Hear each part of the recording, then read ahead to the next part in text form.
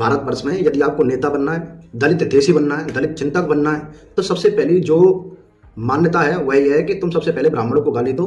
ब्राह्मणों को गाली देने के बाद यह आपको सर्टिफिकेट मिल जाएगा कि वास्तव में आप दलित चिंतक, समाज सुधारक और एक महान वैज्ञानिक दृष्टिकोण वाले व्यक्ति हैं। जिस भारत के संविधान के द्वारा अनुच्छेद 21 के तहत सभी को स्वाभिमान और सम्मानपूर्ण जीवन जीने का अधिकार भारत का संविधान देता है, तथागत संविधान के रक्षक उन्हीं संविधान के आदर्शों का अनुपालन करते हैं। तत्कालीन समय में मैं सबसे ज्यादा चिंता तो ब्राह्मण समाज की करता हूं। यह कैसा समाज हो गया है कि इसको चारों तरफ से गालियां पड़ रही हैं। ऐसे तुच्छ लोग जो नाली के कीड़े की बराबर भी योग्यता नहीं रखते, वो भी आकर ब्राह्मणों को गाली दे रहे हैं, मंचों से गाली दे रहे हैं। ऐसे मूर्ख लोग जिनकी 2 पैसा की औकात ना है, वो आए कि मंच पे ब्राह्मण ने गाली दे रहे हैं। और ब्राह्मण समाज वोट बैंक के चक्कर में, सामाजिक समरसता के चक्कर में और देश के एकता के चक्कर में पता नहीं कौन सी गोली और कौन सी बुखार को दवाई लेके बैठे हुए कि गाली सहन कर रहे हो। चलो, मूर्ख व्यक्ति अगर मूर्खतापूर्ण कार्य करे तो कोई दिक्कत की बात ना है, लेकिन एक मंच पे खड़े कि IAS अधिकारी ने ब्राह्मण को गाली देने की बात तो छोड़ो, ब्राह्मण की महिलान तक ने गाली दे रहे हैं। तो यार बड़ी शर्म की बात है। ब्राह्मण समाज पता ना कौन सी कुंभकर्णवाड़ी नींद में सोए हुए पता नहीं और कितनी गाली खाएगा।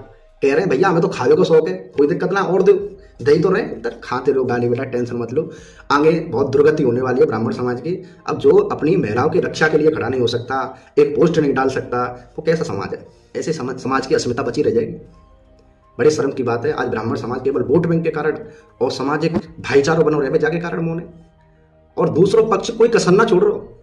जिन देवी देवताओं की तुम पूजा करते हुए इन पर लात रख के फोटो खिंचवा के वीडियो पोस्ट डाल रहे हैं, और हम चिंता कर रहे हैं कि देश की अखंडता बनी रहे, देश में समानता बनी रहे, जाति भेद ना फैले, हिंदुत्ववाद की एकता हो, स्वाभिमान बीच की एकता की बात कर रहे हैं। चलो अच्छी बात है, बढ़ते रहो आगे, भविष्य बहुत घातक कहने वाला है। क्योंकि राजनीति और दलित चिंतन में सबसे पहली जो डिग्री है वो जी होगी कि ब्राह्मणों को जो गाली देगा वही श्रेष्ठ नेतृत्वकर्ता होगा, वरना जो ब्राह्मणों को गाली नहीं देगा वो तो पाखंडी होगा। बताओ, ऐसे लुच्चा लोग जो अपने आप में शोषित कह रहे हैं, वे शोषित कहने के बाद भी इतने बड़े शोषण करने वाले लोगों ने गाली दे रहे हैं। अब बताओ कहाँ थे ब्राह्मण शोषण करने वाले होंगे? इन्हें कैसे शोषण कर लियो हो?